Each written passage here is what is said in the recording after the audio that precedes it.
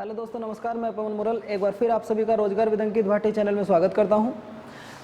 हमारा जो इतिहास चल रहा था, जो इतिहास की क्लास हमारी शुरुआत की गई थी,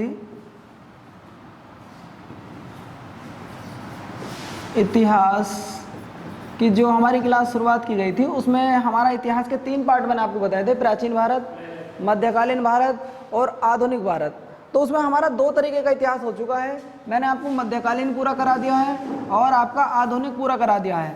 अब इनमें से कोई 1-2 क्लास या कोई टॉपिक रह गया हो तो उसके लिए बाद में देख लेंगे, जब मिक्स क्वेश्चन कराए जाएंगे। तो आपका कल या परसों जब भी नेक्स्ट क्लास होगी, आपका इन दोनों से रिलेटेड 2 दिन आपका लगातार टेस्ट होगा। इसके बाद आज हमारी जो क्लास रहेगी, आज हम इतिहास को बिल्कुल शुरुआत से पढ़ेंगे और हम ये देखेंगे कि प्राचीन इतिहास भारत कहाँ से शुरू होता है और कब तक प्राचीन इतिहास का काल रहा, वो सब चीज़ देखी जाएंगी। आज एक चार्ट के माध्यम से बताऊंगा। यही चीज़ मैंने आपको जब मेरी पहली क्लास हुई होगी इतिहास की, ये चीज़ मैंने आपको तब बताई होगी। आज समझ लीजिए, इस चीज़ को फिर बता रहा हूँ। इतिहास का अध्ययन करने से पहले दरअसल में क्या है, हर चीज़ को जानने के लिए उसके पिता के बारे में, यानी कि उसको बनाने वाले के लिए जानना जरूरी है। तो पहला ही क्वेश्चन ये आ जाता है कि द फादर ऑफ हिस्ट्री के नाम से किसे जानते हैं। पहला क्वेश्चन ये मैंने कई बार पूछा देखा गया है कि the father of history, the father of history के नाम से किसे जाना जाता है। तो ध्यान रखना, तब हमें एक आंसर दे देता है, नाम है हेरोडोटस। और हेरोडोटस जी की ही एक पुस्तक थी जिसका नाम था हिस्टोरिका। ये क्वेश्चन यहाँ से मैंने कई बार आते देखे हैं। भैया देखो, एक छोटी सी समस्या है। समस्या क्या है, मेरी थोड़ी सी राइटिंग है और राइटिंग को लेके कई बच्चों के कमेंट्स भी आते हैं कि भैया गुरुजी एक बार राइटिंग्स को देख लो। यार इतना तो जरूर है कि अगर साफ नहीं लिख रहा तो समझ में तो आ रहा ही होगा। भाई इसमें मैंने कोई ज़्यादा चीज़ तो लिखी नहीं। इतिहास का पिता हेरोडोटस को कहा जाता है, उन्होंने एक पुस्तक लिखी, वो है हिस्टोरिका। अब आप सब, मैं तो ये मानता हूँ कि जो भी यहाँ हमसे तैयारी कर रहे हैं ज़्यादातर सब ग्रामीण ही लोग होंगे, चाहे वो क्षेत्रीय हो चाहे वो शहर का हो, वो बात अलग है। अब मान के चलो अगर कोई भैया गाँव का है और मैं उससे ये कह रहा हूँ कि भैया आपके लिए ये 10 बीघे का खेत है और ये आपको खोदना है, तो आपको देखते ही हो जाएगी गुरुजी मुझसे नहीं खोदने का है। लेकिन अगर मैं उससे ये कहूँ कि भैया ये 10 बीघे का दूसरा खेत है, इसमें क्या है, इसमें क्यारी हो रही है, इस तरीके से आपने सुना होगा अगर आप गांव के हो तो, कि भैया इसमें एक क्यारी, जिस समय आप एक क्यारी खोद दोगे तो आपके मन को एक तसल्ली होगी, आपने 2 दिन में 1 दिन में एक क्यारी खोद दी। लेकिन यहाँ क्या है, यहाँ 10 बीघे है, तुम अगर आधा भी खेत खोद दोगे ना तो तुम्हें ऐसा पता नहीं लगेगा कि तुमने थोड़ा बहुत काम करा है नहीं करा। इसी तरीके से कुछ इतिहासकारों ने इतिहास का अध्ययन करने के लिए, कुछ इतिहासकारों ने इतिहास का अध्ययन करने के लिए इस इतिहास को भी इसी तरीके से 3 भागों में बांट लिया, जिसमें पहले का नाम था प्राचीन इतिहास,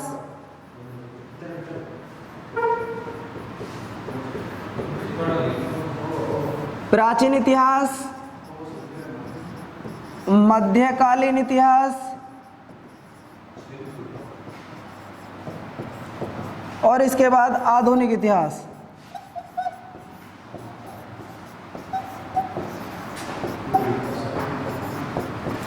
भाई इतिहास का अध्ययन करने के लिए हमने उसे 3 भागों में बांटा, प्राचीन इतिहास, मध्यकालीन इतिहास और हमारा आधुनिक इतिहास। मैं आपको बहुत अच्छे ढंग से आपका मध्यकालीन इतिहास करा चुका हूँ, बहुत ही अच्छे ढंग से आपका आधुनिक इतिहास करा चुका हूँ। ये बात ध्यान रखना, आज का लगभग आज से हमारे 20 दिन तक की जो क्लास रहेगी वो रहेगी प्राचीन इतिहास की। अब प्राचीन इतिहास की जो शुरुआत मानी जाती है वो मैं बताऊंगा आपको कहाँ से मानी जाती है। मैंने आपको ये 2 टॉपिक कराए थे, इनका हल्का सा रिवीजन तो आज नहीं करा जाएंगे, आज तो क्लास चलेगी। तो मध्यकालीन जो मैंने आपको बताया था 712 ईस्वी से लेकर और 1707 तक का जो इतिहास था वो मेरा मध्यकालीन भारत था। मैंने आपको याद करने का तरीका भी बताया था। और उसके बाद 1712 से लेकर और आज तक का जो इतिहास है, यानी कि करंट टाइम का जो इतिहास है, वो हमारा सब आधुनिक भारत के अंदर आता है या आधुनिक इतिहास के अंदर आता है। अब हमारा टॉपिक मध्यकाल भी क्लियर हो गया भैया, हमारा ये भी चीज़ क्लियर हो गया। मैंने आपको याद कराने का एक बहुत अच्छी ट्रिक बताई थी कि पूरा मध्यकालीन क्लियर है अगर आप एक लाइन याद कर सकते हो। वो लाइन मैंने आपको बताई थी, शॉर्ट में लिख दी थी कि जी के तो सरल लगती है।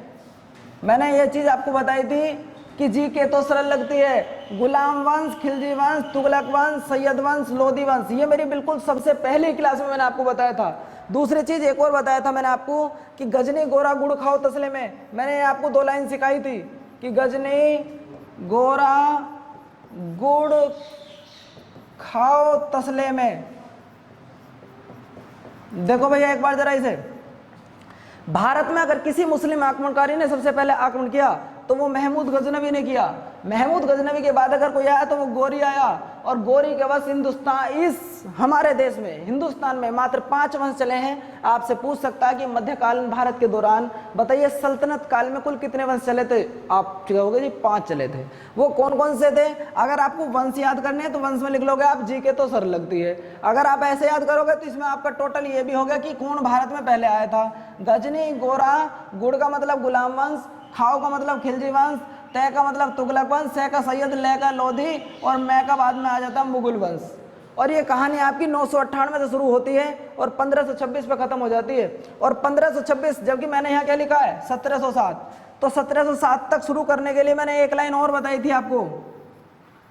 वो कौन सी लाइन थी उसे और देख लो, और फिर अपनी क्लास शुरू करते हैं। ये थोड़ा सा रिवीजन सा चल रहा है एक तरीके से आपका। वो लाइन मैंने आपको बताई थी कि गजनी बहू आजा शाम हो आई। मैंने यहाँ पे बताया था सारे, देखो ये लाइन आपकी 1526 में शुरू होती है और 1707 में समाप्त होती है। ये आपका रिवीजन करा रहा हूँ पिछली बैक क्लासों का। सबसे पहले बाबर, बाबर के बाद हुमायूं, हुमायूं के बाद अकबर, अकबर के बाद जहांगीर, जहांगीर के बाद शाहजहां, और आई का मतलब औरंगजेब। 1707 इसकी मृत्यु हो जाती है। और इसके बाद एक टॉपिक हमारा यहाँ भी रह गया, उत्तर मुगल काल के बादशाह, यानी कि 1707 से लेकर और 1857 के जो मुगल बादशाह हैं, एक टॉपिक आपका वो रह गया है। उसे बाद में जब मिक्स क्वेश्चन कराऊंगा तब मैं आपका कराऊंगा। ये हमारी आज की क्लास से सबसे पहले का बैकअप था।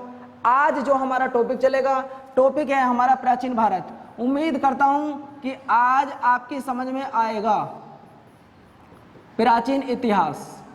अब प्राचीन इतिहास थोड़ा सा बड़ा था।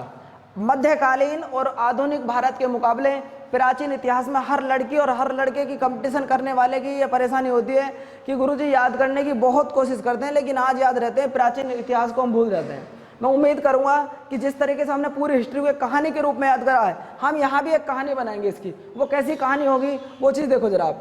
प्राचीन इतिहास का अध्ययन करने के लिए इसे 3 भागों में बांटा गया, जिसमें पहले का नाम था प्राग ऐतिहासिक काल।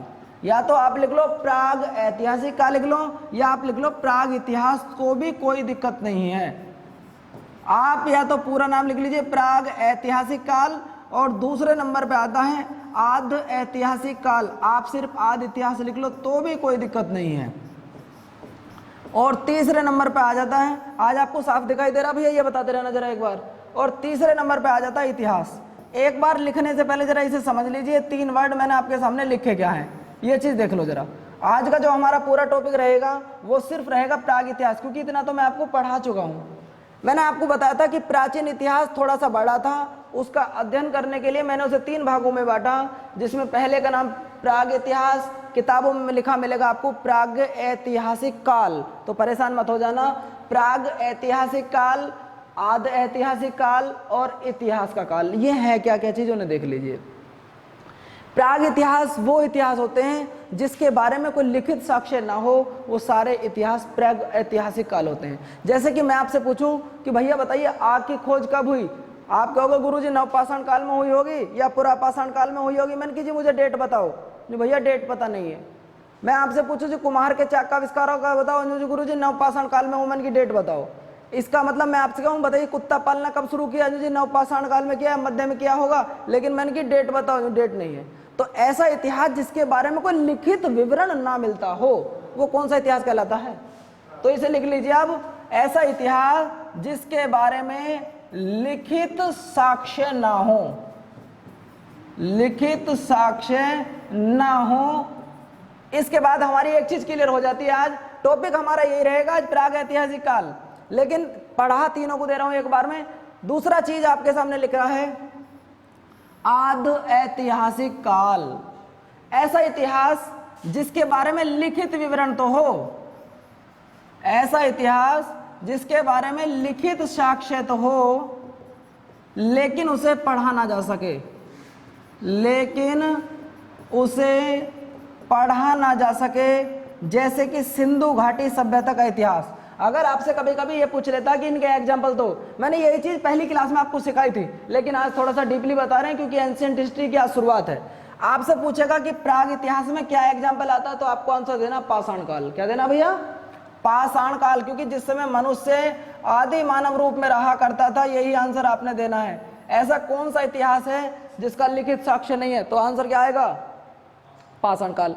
दूसरी बात, आदि इतिहास क्या होता है? आप कहोगे गुरुजी ऐसा इतिहास जिसके बारे में लिखित विवरण तो हो लेकिन उसे पढ़ा ना जा सकता हो, वो क्या कहलाता है? आदि ऐतिहासिक काल। अब मैं आपसे यही पूछना चाहता हूं कि भैया मुझे ये बताओ क्या लिख रहा है? आप कहोगे गुरुजी ये तो पक्का है कि ये कुछ ना कुछ लिख रहा है, लेकिन क्या लिख रहा है ये हमें पता नहीं है।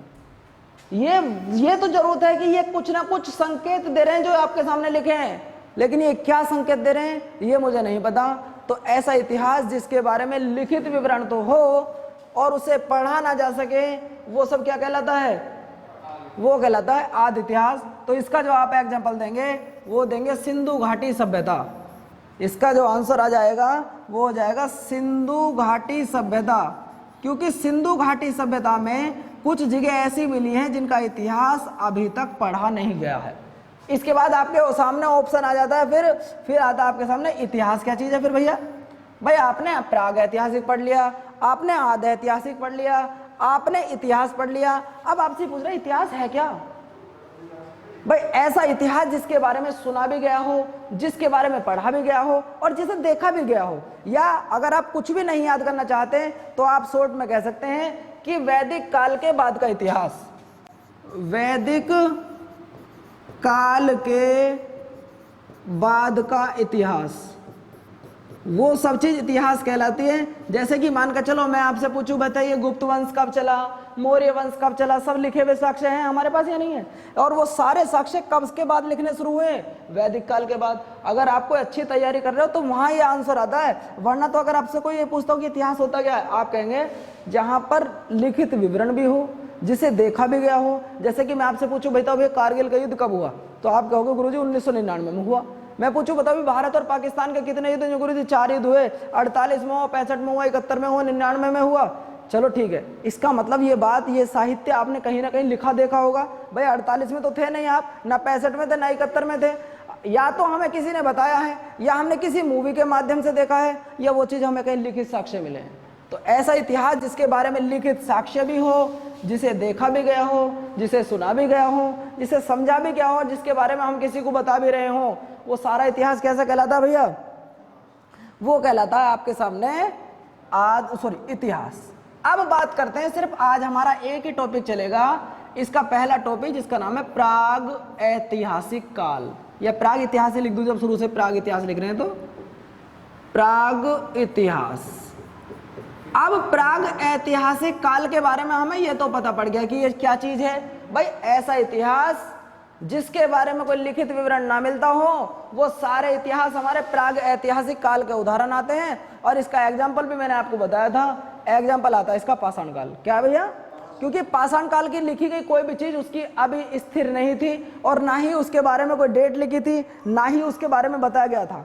इस पाषाण काल का यानी कि प्राग ऐतिहासिक काल का जो सबसे पहले अध्ययन किया गया था वो लिख लीजिए। प्राग ऐतिहासिक काल का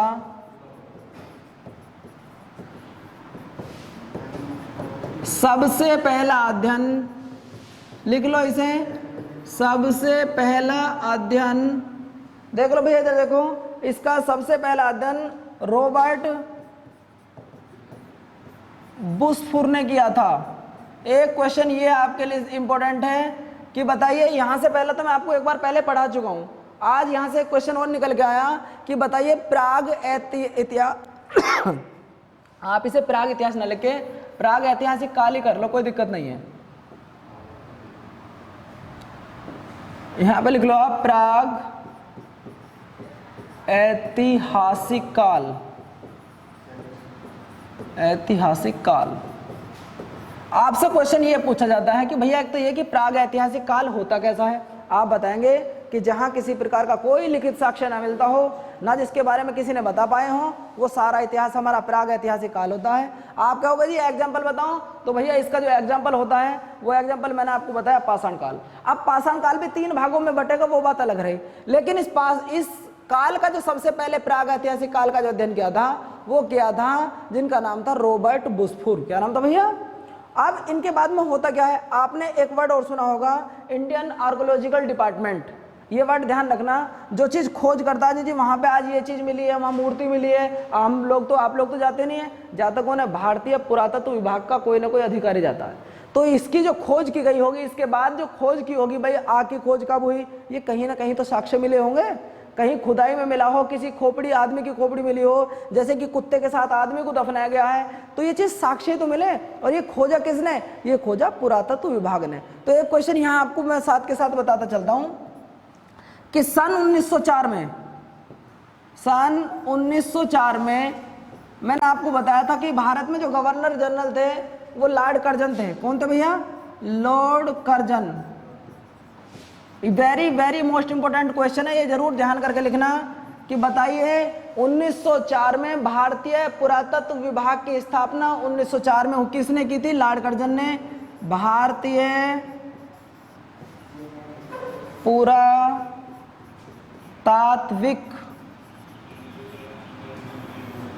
विभाग की स्थापना,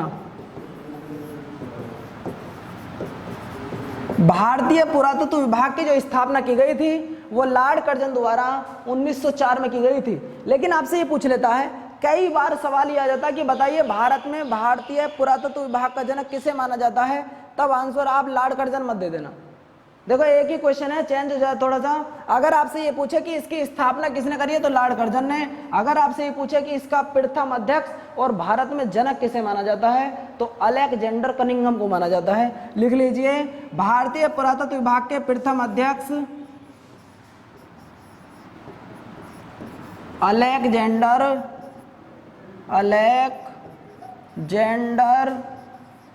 कनिंघम जी को माना जाता है। एक बार देख लीजिए इसे, 1904 में लॉर्ड कर्जन ने भारतीय पुरातत्व विभाग की स्थापना करी, लेकिन उसके बाद वो अध्यक्ष नहीं थे, उन्होंने सिर्फ स्थापना की। जो इसकी स्थापना की वो लॉर्ड कर्जन ने की, लेकिन जो इसके प्रथम अध्यक्ष बनाए गए वो अलेक्जेंडर कनिंघम जी को बनाया गया। इसके बाद में थोड़ा सा और आगे चलते हैं, हटाएं भैया इसे अगर आपने लिख लिया हो तो। सन 1820 में एक और चीज मैं आपको बता दूं, सन 1820 में एक घटना और घटी थी थोड़ी सी पहले।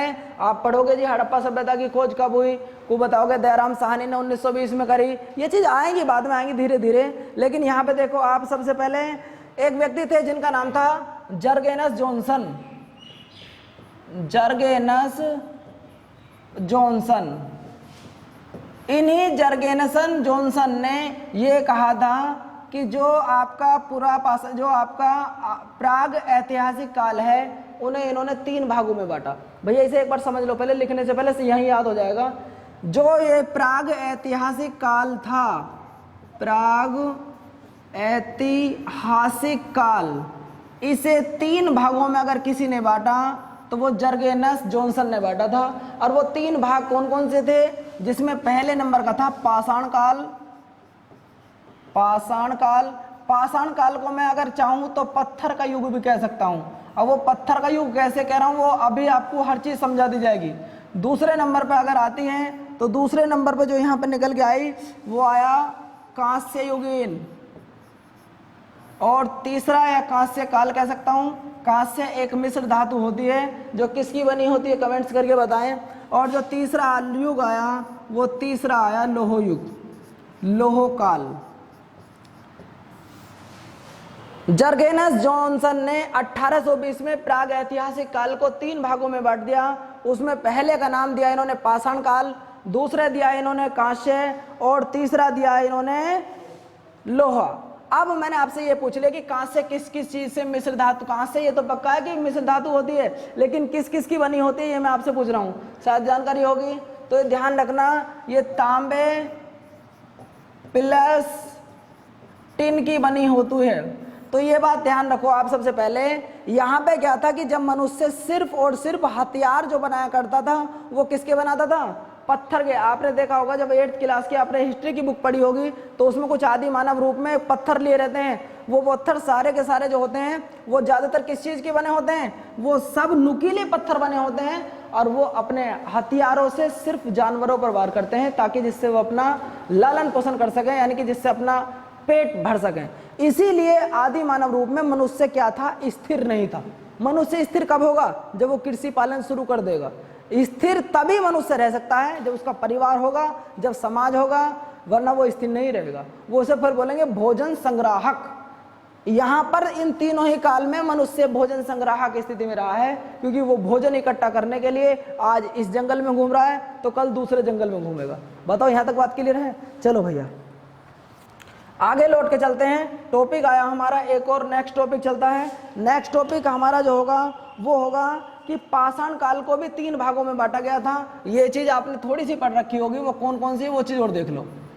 पाषाण काल को 3 भागों में बांटा गया था, जिसमें पहले नंबर पे अगर आप में से पता हो किसी को तो बताने की चेष्टा करें। पूरा पाषाण काल, पूरा पाषाण काल, मध्य पाषाण काल, मध्य पाषाण काल, तीसरी बात नव पाषाण काल। देखो कई बार यहाँ पे अब क्या होगा, अब बहुत सारी चीजों की खोज होगी, कहीं खोज होगी, कहीं उसका उद्देश्य होगा, कहीं उसके बारे में बताया जाएगा और कहीं नहीं बताया जाएगा। जैसे कि आपसे सबसे पहले यही पूछ लेगा पूरा पाषाण काल का मतलब क्या होता है या पाषाण काल का मतलब क्या होता है, तो आप आंसर देंगे पाषाण काल की तुलना करी गई है यहाँ सिर्फ पत्थर से। पूरे पाषाण काल में जितने भी आदि मानव काल रूप में रहा करते थे वो सब जंतु को मारने के लिए या अपनी सुरक्षा करने के लिए या अपना भोजन बनाने के लिए ज्यादातर पत्थरों का ही प्रयोग किया जाते थे। अब होता क्या, जब वो पत्थर का ज्यादा प्रयोग करेंगे तो पत्थर से पत्थर आपस में टकराएंगे। अभी जब पत्थर से पत्थर टकराए तो वहां पर हुआ क्या, आग लग गई। जब आग लग गई तो उन्होंने सोचा भाई तो देव तो भूत आ गया, अब हमें खा जाएगा। तो उन्हें सिर्फ इस बात का पता नहीं था कि यहाँ इससे भोजन पकेगा, क्या होगा। आग का जलना और आग का प्रयोग होना उसमें बहुत बड़ा डिफरेंट है। अगर क्वेश्चन सिर्फ इतना आता हो कि बताइए आग की खोज कब हुई तो आंसर चेंज हो जाता है। अगर ये आए कि आग का विधिवत प्रयोग करना कब हुआ तब आंसर चेंज हो जाता है। अब एक चीज और आपको परेशान करेगी, कहीं मैं लिखूंगा BC और कहीं लिखूंगा मैं AD, ये चीज आपको परेशान करेगी। तो ये ध्यान रखना, ये होता है ईसवी पूर्व। क्या होता है भैया? ईसा पूर्व, और ये होता है ईसवी। तो परेशान मत होना बिल्कुल भी। जो भी चीज समझ में ना आए आप कमेंट्स के माध्यम से बता सकते हैं। फालतू के तुम लोग कमेंट्स करते हैं जो गुरुजी कैसे हो रहे हो, फलाने लग रहे हो, स्मार्ट लग रहे हो, ये कोई कमेंट्स करने के होते हैं? ये बताओ बस पढ़ाई आपकी समझ में आ रही है, नहीं आ रही है, क्या लगाते हो रहे, ये चीज कोई पूछने की होती है यार। आदमी क्या कर रहा है, कैसे कर रहा है, उस चीज को तो देखते नहीं है। आपके लिए इतनी मेहनत की जा रही है, थोड़ा सा कोऑपरेट किया करो, मनोबल बढ़ता है। आप लोग अगर थोड़ा सा भी साथ दें तो टीचर को भी ये लगता है कि हाँ मेरे द्वारा पढ़ाई गई चीज बच्चे की समझ में आ रही है। अगर आप नहीं बताओगे तो फिर हमें कैसे पता लगेगा कि समझ में आ रही है नहीं आ रही है। अब होता क्या है, इन तीनों में जो सबसे बड़ा, यानी कि मनुष्य ने अगर सबसे अधिक समय बताया तो वो पूरा पाषाण काल में बताया। इन तीनों कालों में अगर सबसे बड़ा काल रहा तो वो पूरा पाषाण काल रहा। किस किस के मुकाबले? नव पाषाण काल और मध्य पाषाण काल के मुकाबले। क्यों? क्योंकि इसका जो समय देखा जाता है वो 25 लाख से 10,000 ईसा पूर्व तक देखा जाता है। इनका जो समय देखा जाता है वो 10,000 से और 4,000 ईसा पूर्व तक देखा जाता है। इनका जो समय देखा जाता है वो 4,000 से 1,000 ईसा पूर्व तक देखा जाता है। तो अब आप ये देख के बताओ मनुष्य ने सबसे ज्यादा जो अपना समय बिताया वो किस काल में बिताया होगा? पूरा पाषाण काल में बताया होगा। तो पहला सवाल तो यही आ जाता है कि बताइए मनुष्य ने कौन से काल में अपना सबसे अधिक जीवन व्यतीत किया, तो वो पूरा पाषाण काल हो जाता है। आपसे ये चीज कभी नहीं पूछने का कि किससे कितने बिताया है, लेकिन मैं आपको फिर भी बता रहा हूं। अब जब ये चीज बड़ी थी तो लोगों ने इसका अध्ययन करने के लिए इसे भी 3 भागों में बांट दिया। और वो कौन कौन से हैं वो चीज देख लीजिए। वो है पूरा पाषाण काल को भी 3 भागों में बांट दिया। वो चीज देखो कौन कौन सी है। इसमें पहले नंबर पे आती है पूरा पाषाण काल, पूरा पाषाण काल। ये यहाँ से यूपीएससी यानी कि पीसीएस ईसीएस के पेपर की बात शुरू हो जाती है, लेकिन फिर भी जब चल रहे हैं तो बात बताते चल रहे हैं आपको साथ के साथ। इसके बाद में जब थोड़ा सा यहाँ आते हैं तो ये आ जाता है मध्य पुरापाषाण काल, और जब तीसरे नंबर पे आते हैं तो यहाँ आ जाता है उच्च पुरापाषाण काल। तो आपके सामने पाषाण काल एक तो ये कि सबसे अधिक समय मानव ने किस में बिताया, वो तो पुरापाषाण काल आ जाता है। लेकिन अगर आपसे ये पूछता हो कि इसे कितने भागों में बांटा, इसे 3 भागों में बांटा गया। दूसरी चीज जो आपसे पूछता है कि इनके इस समय लक्षण क्या थे। भाई सबसे बड़ी बात ये थी कि आप कैसे पहचानोगे कि ये पुरातत्व विभाग के लोग थे, सॉरी पुरापाषाण काल के लोग थे, ये मध्य पाषाण काल के लोग थे, ये नवपाषाण काल के लोग थे, आप कैसे पहचानोगे। सबसे बड़ी बात ये आती है। तो एक वर्ड मैं आपके सामने लिख रहा हूं कि लक्षण, लक्षण किसके होंगे भाई, आ जाएगा इधर। लक्षण किसके होंगे, लक्षण आपके सामने सबसे पहले मैं दे रहा हूं पुरापाषाण काल में जो लोग रहते थे वो किस रूप में रहते थे और अपने लिए क्या करते थे, भोजन कैसे पकाते थे। तो मैं बस आपसे ये पूछना चाहता हूं, तो एक वर्ड ध्यान रखना, इस समय जो मनुष्य था वो आखेटक के रूप में था। भाई इस वर्ड को देखो जरा प्यार से, इस समय जो मनुष्य था वो आदि मानव रूप में तो था ही था, लेकिन वो आखेटक के रूप में था। अब समस्या ये आ जाती कि गुरुजी आखेटक क्या होता है। आखेटक होता है शिकारी।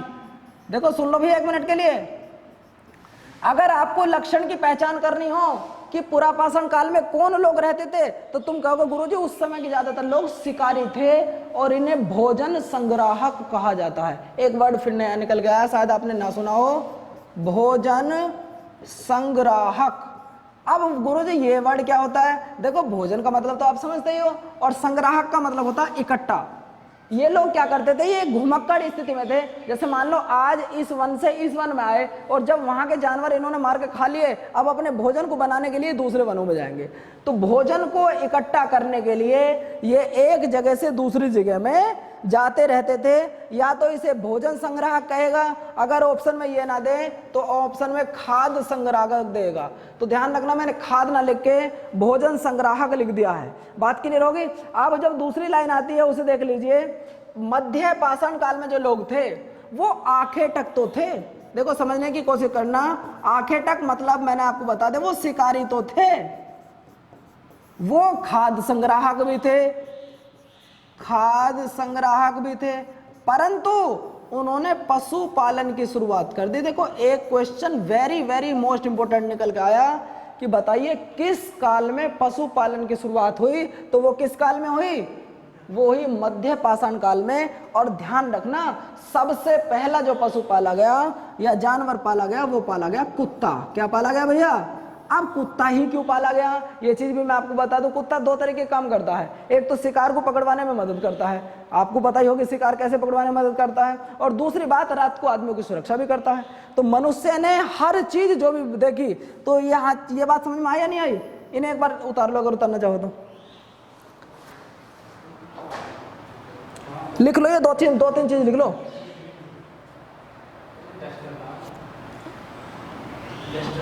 अच्छा चलो एक और रह गया, उसे भी देख लो साथ के साथ, नवपाषाण काल। नवपाषाण काल के बारे में भी आप यहीं देख लो साथ के साथ। अब आपके सामने 2 चीज निकल के आई भैया, वो चीज देख लो। 2 चीज निकल के आई, कौन कौन सी, कि यहाँ पे मनुष्य आखेटक था, यहाँ भी आखेटक था, लेकिन यहाँ मनुष्य ने आखेटक बनना बंद कर दिया, यहाँ ये पूर्ण रूप से कृषि करने लगा। क्या करने लगा, तो हमें एक चीज और निकल के आई कि बताइए कृषि की शुरुआत कहाँ पे हुई। और दूसरी सबसे बड़ी बात, अगर कृषि करेगा तो ध्यान रखना पशुपालन भी करेगा। क्या करेगा भैया, अब 2 चीज मैं आपसे पूछ रहा हूं, जो आदमी कृषि भी करता हो पशुपालन भी करता हो, क्या आज वो ऐसा सकता है कि आज तो वो अस्तौली में हो और कल को वो दिल्ली चला जाए अपने पशुओं को और अपनी जमीन को लेकर नहीं जा सकता ना। अब उसको स्थायी होना पड़ेगा। क्या होना पड़ेगा, तो मनुष्य ने अपना जीवन बिताने के लिए यहाँ इन्हें स्थायी होना पड़ा। क्या होना पड़ा भैया, आपसे यही पूछेगा कि बताइए मनुष्य ने सबसे पहला अपना निवास स्थान कब बनाया, तो वो कब बनाया, वो बनाया नवपाषाण काल में। यहाँ तक बात समझ में आ रही नहीं आ रही। दूसरी बात, जब आप थोड़ा सा और ऊपर देखोगे, आपसे पूछेगा कि कृषि की विधिवत जो शुरुआत हुई वो किस काल में हुई, वो नवपाषाण काल में हुई। और कृषि करोगे तो पशु जरूर पालोगे। और ये बात ध्यान रखना, कई बार आपसे पूछ लेता कि खेती क्या होती है, तो आप लोग बता देते हैं कि खेती क्या चीज है। अगर सवाल कल आपसे ये पूछ लिया जाए कि बताइए मिश्रित खेती क्या होती है, तब आंसर आप क्या देंगे? अगर आप में से किसी, आप 6-7 जितने बैठे हो कि मिश्रित खेती क्या होती है, मैं आपसे पूछना चाह रहा हूं, क्या आलू के साथ में टमाटर बो दूं वो मिश्रित खेती कहलाएगी? बताओ जी। अगर एक साथ कई सारी फसल कर ले, एक साथ में, अच्छा एक साल में नहीं, एक साल में तो कई, भाई एक साल में तो कई सारी फसल होंगी। अभी आपने आलू बो दिए, फिर इसके बाद आप गेहूं बो दोगे, फिर मूंजी बो दोगे, वो तो होगी। ध्यान रखना, मिश्रित खेती ये चीज नहीं होती है। जहां खेती के साथ साथ पशुपालन किया जाए वो मिश्रित खेती कहलाती है, ये ध्यान रखना। और यही चीज मैंने आपको बताया था। तो सवाल आपसे पूछेगा कि बताइए भारत में मिश्रित खेती की शुरुआत कब से हुई, वो कौन सा काल है, वो नवपाषाण काल में। बात समझ में आ गई इतनी? चलो अब थोड़ा सा आगे चलते हैं, अब देखते हैं कुछ खोज कौन सी भैया, हट जा यार, खोज देख लो जरा एक बार बस। ये थोड़ा सा इंपॉर्टेंट टॉपिक है, लंबा हो सकता है क्योंकि ये समझ में नहीं आता, बड़ी बहुत दिक्कत करता है, याद नहीं होता है। अगर आप इसे सही से समझो तो बहुत जल्दी याद हो जाएगा, परेशान बिल्कुल मत हो। अब सबसे पहले देखो पुरापाषाण काल की खोज। भाई पुरापाषाण काल में क्या खोज हुई वो चीज देख लो एक बार जरा। पुरापाषाण काल में जो पहली खोज हुई तो मैंने लिख दिया आग की खोज। किसकी हुई भैया? आग की खोज। आग की खोज तो हो गई, लेकिन आग का प्रयोग नहीं हो पाया। खोज होने में और प्रयोग होने में बड़ा फर्क है। आपने देखा हो रात में अगर घोड़ा सड़क पर चले तो उसके पैर अगर धरती में लगते हैं तो चिंगारी सी जलती है, और तोड़ अगर आप पत्थर से पत्थर टकराओगे आप इस तरीके से तो उनमें भी आग सी जलती है। और भी छोड़ो, अगर आप अपने हाथ इस तरीके से खींचते हो तो ध्यान रखना उनमें भी हीटिंग सी पैदा होती है। ऐसा है या नहीं है?